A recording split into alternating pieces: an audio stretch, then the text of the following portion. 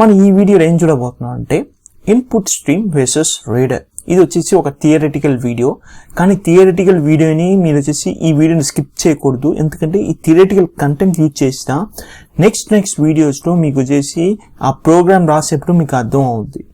So input stream versus reader. So input stream అంటే ఆ నేమే చెప్తుంది, ఇది ఒక స్ట్రీమ్ ఆఫ్ థింగ్స్ అంతే. స్ట్రీమ్ అంటే జావా టర్మ్స్ లో ఒక కలెక్షన్ ఆఫ్ బైట్స్ అని చెప్పచ్చు, స్ట్రీమ్ ఆఫ్ బైట్స్ అని చెప్పచ్చు. సో ఇన్పుట్ స్ట్రీమ్ అంటే ఏం చేస్తుంటే ఆ స్ట్రీమ్ ఆఫ్ బైట్స్ ని రీడ్ చేయాలా, అది the main intention input stream కి. రీడర్ అంటే same similar principle, but something differ అవుతాయి. అది ఏంది సంథింగ్ అని ఈ వీడియోలో మనం క్లీన్ గా చూడబోతున్నాం. So both input stream and reader are abstractions to read data from source. So రెండుమే ఇన్పుట్ స్ట్రీము ఆ రీడర్ రెండుమే వచ్చేసి ఒక అబ్స్ట్రాక్ట్, టెక్నికల్ గా చెప్పాలంటే abstract classes which is use to read data from source. So ఒక సోర్స్ నుంచి data read చేయడం రెండుమే యూస్ అవుద్ది. So sources can be either file or socket. So file గా ఉండొచ్చు, సాకెట్ గా ఉండొచ్చు, డేటా ఆ ఫైల్ రాసు ఫైల్ నుంచి రీడ్ చేసేలాగా ఉండొచ్చు, సాకెట్ నుంచి రీడ్ చేసేలాగా ఉండొచ్చు. సో ఇక్కడ ఇది the difference. Input stream is use to read binary data, reader is use to read text data. So basic గా డేటా అంటే ఏంది? డేటా అంటే అన్ని డేటా. ఇప్పుడు నేను వాయిస్ ఆడియో ఒక డేటా, మీరు చూసే ఒక యూట్యూబ్ వీడియో ఒక డేటా. అదేలాగా వచ్చేసి ఇప్పుడు మనం ఆడియో వీడియో చెప్పాం, ఇమేజ్ ఒక డేటా, టెక్స్ట్ ఒక డేటా, అన్ని డేటా.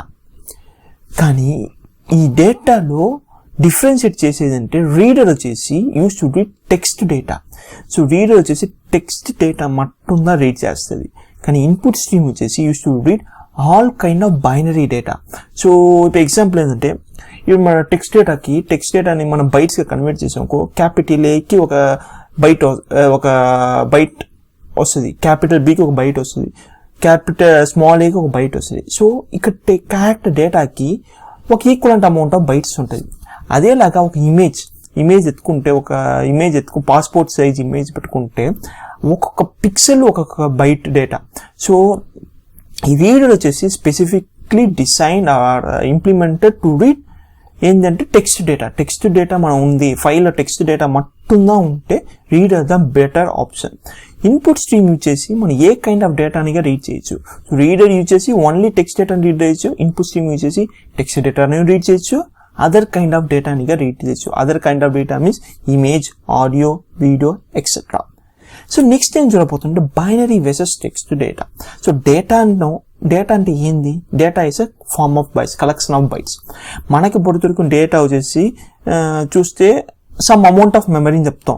సో ఫర్ ఎగ్జాంపుల్ ఒక మూవీ అంటే 1 GB మూవీ ఉంది, 1080 pixel movie 1 GB memory consume చేస్తుంటే అది ఫుల్ డేటా. ఆ 1 GB అన్ని బైట్స్ ఉంటుంది. So 1 GB of data equal to ఎన్ని బైట్స్ వస్తుంది? So 1 GB equal to 1024 megabytes. So 1 megabyte equal to 1024 bytes.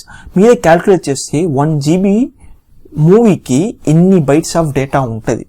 So ఈ ఒక్కొక్క బైట్ని రీడ్ చేయాలా, ఒక్కొక్క బైట్ని రీడ్ చేయొచ్చు, లేకపోతే గ్రూప్ ఆఫ్ బైట్స్ని రీడ్ చేయొచ్చు. సో ఇదన్నీ వచ్చేసి ఏ డేటా అయితేనా అది వచ్చేసి collection of bytes in terms of programming, in terms of computer. So to convert byte to text Java ఏం చేస్తుంటే, ఇప్పుడు ఎగ్జాంపుల్ ఏంటంటే మీ నేమ్ వచ్చేసి ఇప్పుడు ఈ రాకేష్ ఉంది, రాకేష్ వచ్చేసి టెక్స్ట్ ఒక ఫైల్ రైట్ చేస్తున్నా, అది రీడ్ చేయాలంటే RAKESH. బేసిక్ ఎన్ని క్యారెక్టర్స్? 6 క్యారెక్టర్స్. సో 6 క్యారెక్టర్, ఒక్కొక్క క్యారెక్టర్కి ఒక బైట్ ఉంటుంది, ఒక బైట్ ఉండొచ్చు.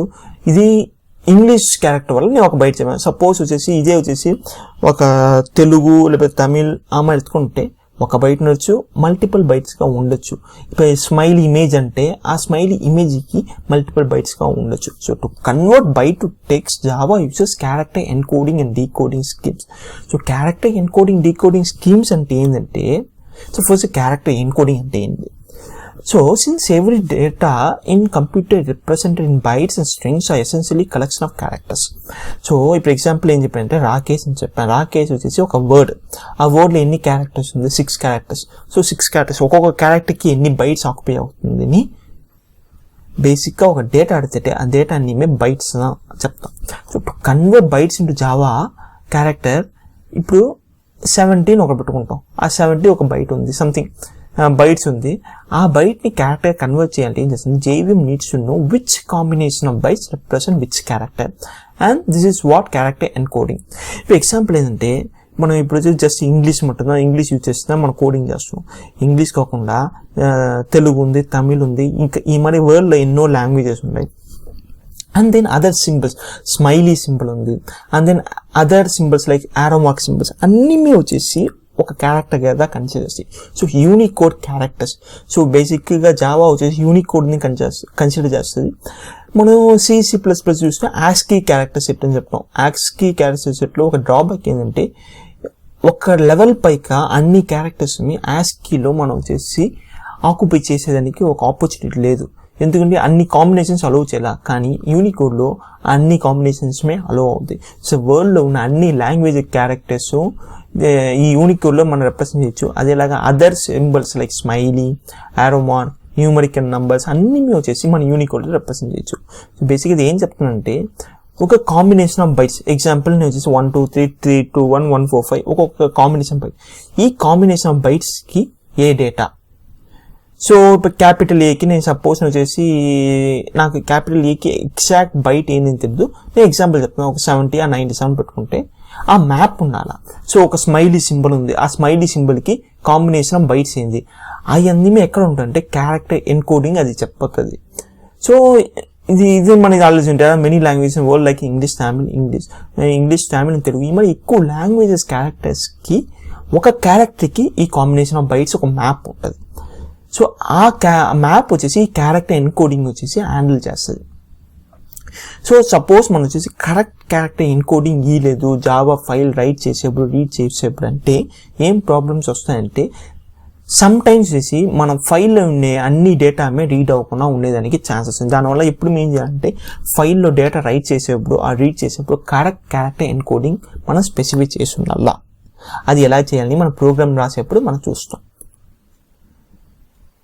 సో దీని ముందు మనకి ఏం చూసామంటే, ఇన్పుట్ స్ట్రీమ్ వచ్చేసి ఇన్పుట్ స్ట్రీమ్ అండ్ రీడర్ వచ్చేసి రెండుమే డేటా రీడ్ చేసేదానికి యూజ్ అవుతుంది. కానీ ఇన్పుట్ స్ట్రీమ్కి రీడర్కి ఒకే డిఫరెన్స్ ఏంటంటే, రీడర్ వచ్చేసి టెక్స్ట్ డేటాకి స్పెసిఫిక్గా డిజైన్ చేసి, కానీ ఇన్పుట్ స్ట్రీమ్ వచ్చేసి ఆల్ కైండ్ ఆఫ్ బైనరీ డేటాకి స్పెసిఫిక్గా డిజైన్ చేసింది.